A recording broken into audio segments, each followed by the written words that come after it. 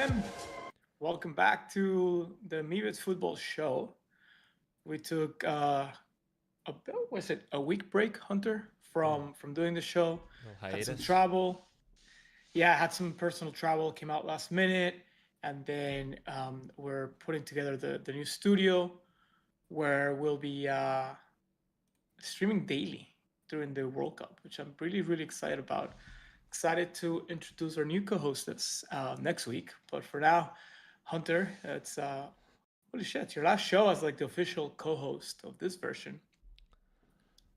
Kind of crazy. How are you, brother? Yeah, no, doing good. I was just saying to you right before we started, like, I can't believe we're like at the end of May already. It's like, I mean, obviously we've been planning Meebits football for months and months, and I like, when you start planning something, it's like, oh, that's forever away. Like, we got so much time, and now it's like, holy shit, it's here. It's like, holy crap, this time just flies, and it's good though. I'm excited. We're getting close. What are we, like, less than 30 days to 21 kick days. off? 21 days. 21 days, I believe that's what it is. Crazy. Yeah, I am super excited. I apologize, people. Today, my friends, my family, I am tired. I back in New York, was in northern Mexico for 20 hours, take care of some stuff, and Newark. For those of you that live in New York, maybe saw the headlines. There's a lot of rain yesterday, and that caused massive delays at the airport. Which my flight had a layover in Houston, so from Houston back to Newark got delayed because they're like, well, there's a lot of rain, so we're gonna have to wait. And so it was like a 2 hour delay, which is not bad, right? You're sitting there at the lounge. I mean, the Amex lounge now has like a 30-minute wait, which is crazy, but whatever. Um, Doing some work and I got on the flight. First, Wi-Fi didn't work. That's okay. Um, and then we went like a long route around the storms. Finally landed in New York around 10 p.m. At least we made it. So many canceled flights yesterday. Then we get hit with it. Hey, there were so many canceled flights that were taken off from New York that we're in a wide body aircraft. There's not enough gates for all those flights that have been sitting on the runway for literally 4 or 5 hours. A lot of flights going to Europe and stuff. And so, yeah, we're in line. This is a parking lot pretty much.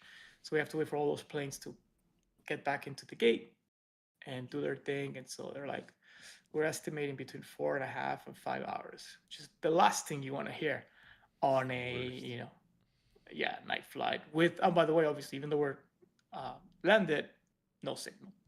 Um, and yeah, no, it was an exercise in Zen, but we are back. And so yeah, apologize. I'm gonna be a little slow, but we're here. We're excited. To your point, I mean, I feel like not just the World Cup, obviously coming up, just internally, maybe it's football.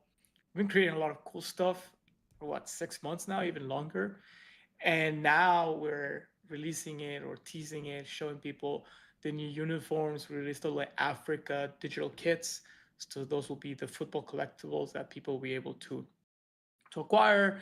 Obviously, Mivits Football is going to be launching soon, and so it's an album function that you can use. You can use the collectibles as entries for tournament, contests, giveaways. So seeing all the kits out in the open or in public just gives them a little different meaning. Which one was your favorite out of the Africa ones that we launched? Oh, I mean, I feel like I have to say Ghana, right?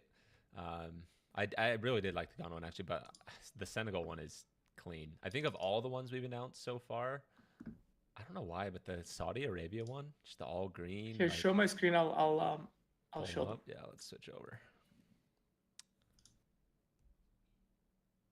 Senegal was So this was Senegal, which is pretty good.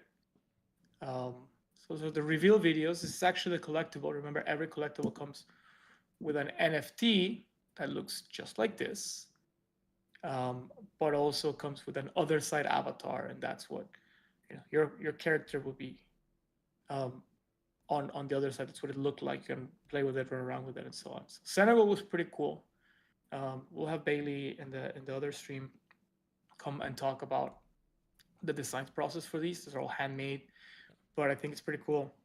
The inspiration that we've taken for the uniforms, working together as a team, and then putting them together.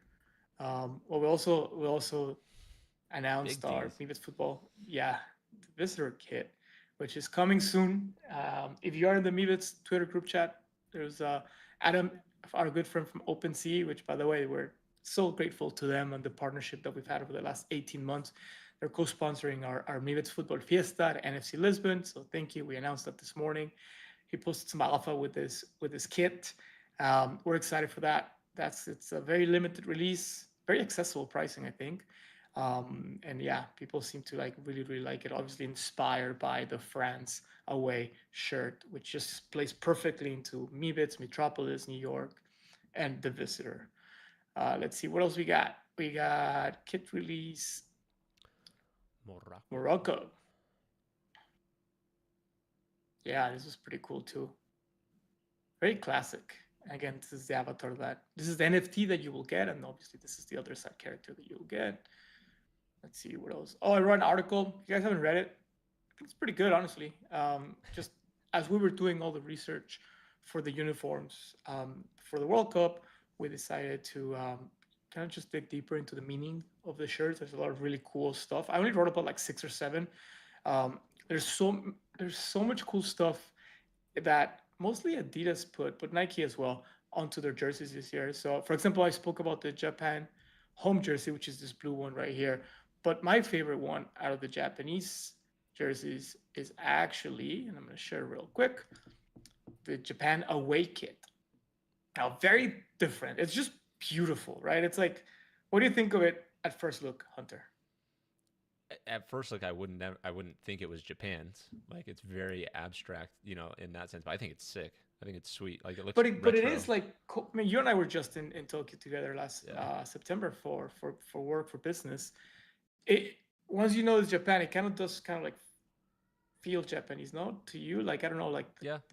it's Japan is like, it's kind of like in your face sometimes, like the characters with their language and the colors, and like the culture is very like, it's kind of like almost like loud, but then it isn't. It's kind of like very understated at the same time. I think that jersey combines that very well. But what I really wanted to point out, and this is what I love about this one, is there's 12 lines going up and down the jersey, and this represents the 11 players on the field, and then this red line down the middle represents the fans and the connection, and like bringing them into the field, and obviously supporting the team and so on. So like that kind of stuff is pretty cool to me.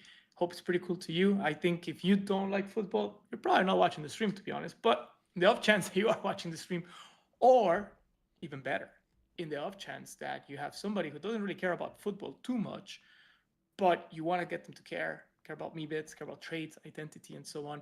I think getting them into like the culture of the kids, and then some of the imagery and so on. Even the reason, like why Japan uses a dark blue as their base, that goes back to it's like a rabbit hole. It's really cool. But anyways, so let's see what else did we reveal this week about jerseys. Oh, Ghana, your boys. My boys, the Black Stars. The Black Stars. That's another thing. Pretty much every national soccer team has a nickname, and so yeah, we'll be highlighting those. Shout out to Paolo, who helps us with the stats there. So the Black Stars from Ghana, and then let's see, Egypt. Yeah. Egypt. Mo Salah here. Very clean kit. And then I'm gonna go to your favorite one.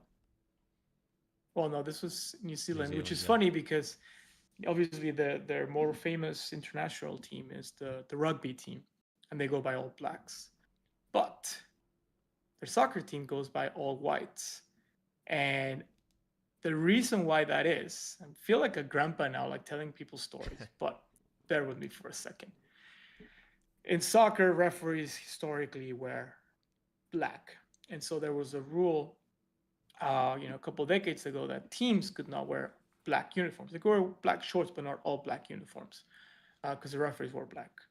That has obviously been changed since. Mexico has a beautiful third kit this year, which is black. They had a great black kit, the first one in 2010. Anyways, Germany's had them, Spain and so on. New Zealand has their all black kit to match their rugby team, but their nickname is All Whites because when that rule that the referees were the only ones wearing black existed, they had an all white kit. So again, so much lore, so much culture to football. And then last but not least, the Green Falcons of the Kingdom of Saudi Arabia. I love that they have the K for Kingdom as their like. KSA. It's Yeah. kind of cool. So sick. KSA baby, let's go. Do you know any people from Saudi Arabia? I don't personally know any people from. I mean, I was just there. I got stuck there during the war, just barely. But Yeah, so you're right. yeah. Yeah. Cool. So that's what we really revealed. Our skeleton kit that you guys have seen, the visitor kit. We have 2 more of those coming out. One special one for Lisbon, and then obviously that article that I mentioned to you guys. I think it's pretty cool if you want to read it. As we roll into the World Cup, lots of news this week. Let's start with the World Cup news first. I think what's important to kind of like if you want to start paying more attention, um, all the different countries are going to start announcing their squads. Some of them already did. Probably the most famous one was Brazil, which there was a question out there whether their all-time leading scorer Neymar was going to be selected or not, because he's getting pretty old, right? He's 40 or something. He's got a couple of years that have been ruined, I would say, by injuries. And he was called up. And it was very exciting to see the reaction from both Brazilian friends and just foodie friends. Even if he doesn't get to play much, obviously there's, 22, 20 people that go to the team. 11 of them play at any given time during the match. But it's cool to have those kind of like cultural leaders, like people that really represent the team, the nation that have carried in the past. Obviously, if you're a superstar like Neymar, like Messi, like you're not gonna get called.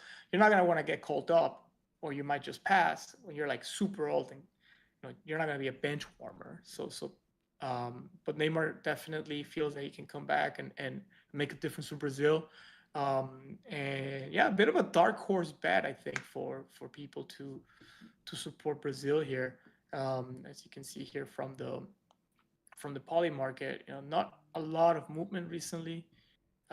France still leading, just eking out over Spain, England, then Brazil and Portugal. Argentina is the one that's really taken a bit of I would say, a bit of a dump. Where's the graph here? Since we started the stream, right? We started back in March, but even so, over the last couple of months, you can see that.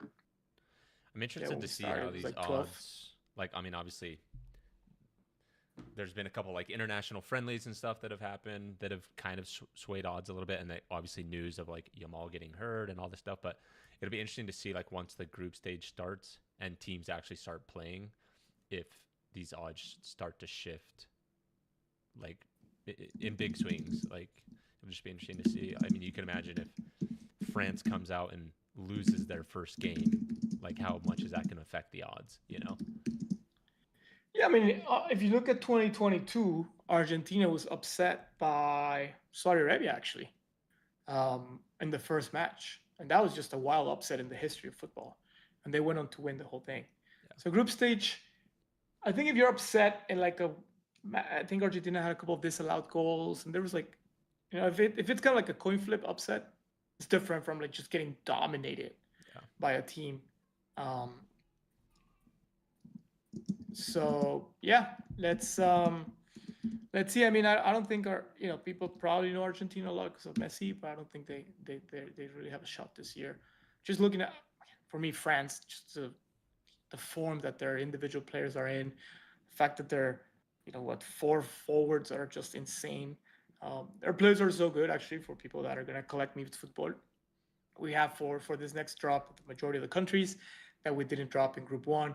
In Group 1, we had 10 players per team. Now we have 6, just because the sheer number of teams that we're doing. And but for France, I think we did 8 because we just couldn't leave anybody out because they're so good. One thing I would say, random too, but I'm wearing this shirt and I wanted to highlight it because I've said this before. We followed him during obviously all the Champions League coverage that we've been doing on this show. Germany, Manuel Neuer, the Bayern Munich goalie, is going to be called, or he was called up to the team, probably be the starter goalie, and I think that's awesome. It's crazy. It's really really cool. Yeah. So again, I don't think they really have a shot, but seeing one of your longtime heroes is cool, and so it'll be great.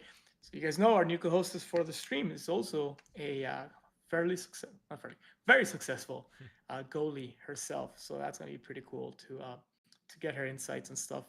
Somebody that's played the game a little bit more recently than I have, and definitely, well, you're a coach. You're a soccer coach now, right? I am, yeah. Coach my we had our last game last week, so didn't lose a game. No. Coaching the 6-year-olds, so not nothing too Hey, crazy to dude, you be gotta start them young. Gotta start them young. nothing too crazy, but yeah, we did well. We'll see. My boy loves soccer. It's interesting. Like he's at the age right now where it's like you just got to test everything. You just throw him in every sport and just see what they like. So far, basketball and soccer is favorite. I mean, we've done gymnastics and baseball, and so we'll see if he sticks with it. I don't know if, like I said, I didn't actually like play growing up. I didn't play in high school, so I feel like if he really like starts to catch on, I'm gonna be like, I don't know how to help you. Like I mean, I never played soccer, so Just call Uncle Sergito. call Uncle Sergito. He can help. That's pretty cool, bro. Speaking I of World Cup news, actually, I just found out. I think they announced like yesterday. This is like the most random thing, but the local university here in Utah, BYU, is actually hosting two like friendlies next week. It's Korea. They're like hosting Korea. So I think it's like Korea versus Trinidad and Tobago and Korea versus El Salvador, I think. So I might nice. might be able to catch like a little friendly game. Those Korea kids are awesome. We revealed ours actually too for. We didn't talk about that one, but for the tournament for Maybe It's Football, Yeah. I should go, dude. I would love to go to a friendly match. Talking about Korea, especially since we're a little bit all over the place today. Obviously, there's not. I mean, there's been a lot of international footy, but not stuff that we've really covered. We'll mention some of the headlines and recent championships. But Korea Mexico is June 18th, and we are teaming up with our friends at the Board Ape Yacht Club, Ape Chain, and Sports Monkey NFT to host a Meebits Monkeys Apes watch party. One who is part of the leadership team at Ape is a good friend here in New York. And so he's from Korea. So Korea, obviously Mexico, June 18th at Berry Park, the very famous soccer bar in Brooklyn. Be on the lookout. There's going to be a Luma invite going out so people can RSVP. That's pretty cool. Let's see, World Cup squad announcements before I forget. We have the US is announcing, probably the main one for this audience. They're announcing on Tuesday, actually here in New York, down in the seaport. We'll be there covering it for Mimes Football. Uh, you know my position on the US men's national soccer team. Um, Luckily, our new co-hostess is an American citizen, and I'm sure she'll be very happy to cover that. But you have the rest of the countries. Who's up next? Yeah. So I think today, Germany, Norway, Senegal. So we'll know Yeah, today, right? Germany, Minor About Neuner. Yeah, about our goalie. So yeah, that's today. Tomorrow we've got England, which will be a big one. England's got some pretty good odds, and then Monday, so right before the U.S. is Spain, which is also going to be another. England and Spain well in the contention to win. So it'll be interesting to see who they call up. yeah. No, I'm excited. I mean, I think it's really good too for like you're gonna. I'm just thinking about out loud. Again, my brain is mush from the trip yesterday. But Panini blockchain, right? Like you see trading cards, especially digital trading cards, almost be like a prediction market or real time market on what's happening with different players. So I think you're definitely going to see different players as they either get added to squads or not.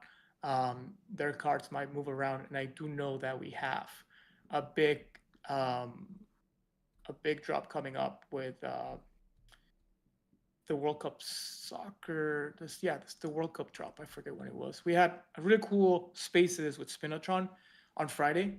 It's on our account if you guys want to listen to it. Obviously, Spino is a legendary trading card collector, both physical and digital. He's one of the big ambassadors for Panini blockchain, and he gave us the lowdown on the cards. So yeah, Panini blockchain. You've seen it with Wemby, for example. That's my boy. That's your boy. Obviously, went school in San Antonio. Go Spurs, go! Been waiting for a long time. We had a really shitty false start with our last big draft pick that ended up being a bust. I won't even mention his name because we don't like him. Okay, fine, Kawhi Leonard. He turned out to be a diva. Never understood the system that Pop had put into place that took, Tony Parker and Tim Duncan and the Admiral before that and Ginobili to multiple championships. And then this dude came in and messed it up. But I think Wemby, we all knew he's the type of person, of player that's selfless, but also extremely talented and tall. And so, yeah. And anyways, obviously going on a bunch of different tangents, but that came from just the Panini mention. Back to footy though, and just so we can let people go on to about their days. I think probably the biggest news over the last week was Arsenal finally winning the Premier League. I think it was 22 years. Yes, 22 years since 2004 that they had not won the Premier League title. What I think is worse is that I think they ended up second for 3 straight seasons, which is just like that's just gotta suck, man. But they did it. They did it. Manchester City drew 1-1 on Tuesday, and so that gave Arsenal the math to be crowned champions of the Premier League. And then another British team in the news was Aston Villa, which won the Europa League. So the Europa League is like there's Champions League, which like the top X amount of teams, depending on the country, qualify for club teams. That's like the World Cup. Well, not the World Cup. It's the European Championship for club teams. Then the Europa League is where like the second best tier of European clubs play. And Aston Villa won it yesterday, 3-0 over Freiburg. I think the cool stat here is Aston Villa had not won a trophy in 30 years. So think about Arsenal 22, Aston Villa 30 years, and yeah, that's amazing. That's amazing for those fans that have been waiting for so long. Like Spurs fans, let's go. But also, I think it's good for British or English soccer, right? Arsenal is looking to become the second Premier League team to win an international trophy. Not this weekend, but the next when they face your boys, PSG, in the Champions League final. One last thing I'll say about the Aston Villa stuff, and then we can go to you, is their goalie, again, goalies, let's go, is Emiliano Martinez, who is the starting goalie for Argentina. And he is now 7 for 7 across all of his club finals and international finals. I mean, this dude is a winner. Think of that. 7 finals, club stage, international stage, 7 championships. You can't beat that. Like, who's done that? Jordan? Did he ever lose the finals? I don't remember. I was little. Anyways, obviously LeBron's lost finals because we fucking swept them. The Spurs swept the LeBron. Was that 2006? 7? That was nice. Anyways, what's up? Yeah, I don't think there's much more. One thing that hasn't been mentioned yet, and I don't know that it's actually official yet, but I think it's pretty big news, is Real Madrid's coach, obviously Jose Mourinho, coming back. Mourinho. That's the only reason I know him. Again, you're gonna make fun of me, is FIFA stuff, right? Like I was big into FIFA back in the day, and so that got me into like looking into teams, but it's all over my timeline that like, oh, he's coming back. And again, I don't think like documents have been signed, right? I don't think it's like official. No, but when that kind of stuff leaks, it's like usually that. But for Real Madrid fans, it's like the savior, right? Like Christ is coming back. Everybody's talking about it. Yeah. No, you're right. I mean, it'll be nice for the Madridistas to get their legendary coach back. Um, it's just funny, right? Because like, do coaches make that much of a difference? Some will argue yes. I mean, I would argue totally, and sometimes not so much. Like you look at the Spurs, for example. I mean, Pop had an incredible run, um, but now obviously we have a different coach. Grew up under their system, but you know, it's the players. I think I don't know. What would you say is the if it's 100% to a championship? What percent attribution would you give to the coach? Ugh,